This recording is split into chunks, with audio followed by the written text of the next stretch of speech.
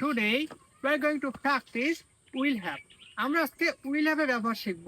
আমরা কোথায় will have টা ব্যবহার করতে পারি সেটা আজকে আমরা জানবো।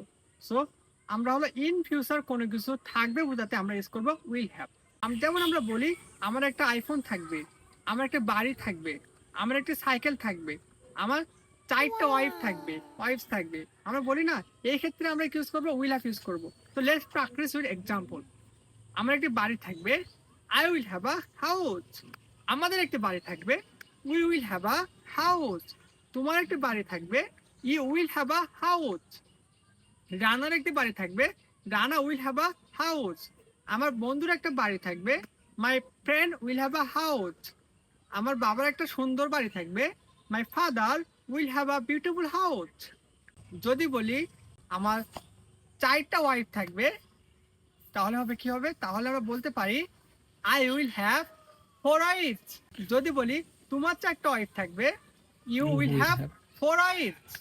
সো আমরা কিন্তু চাইলে এভাবে করে কিন্তু ফিউচারে যে কোনো আমরা নাউন দিয়ে কিন্তু আমরা will have ব্যবহার করতে পারি ইজিলি, ঠিক আছে?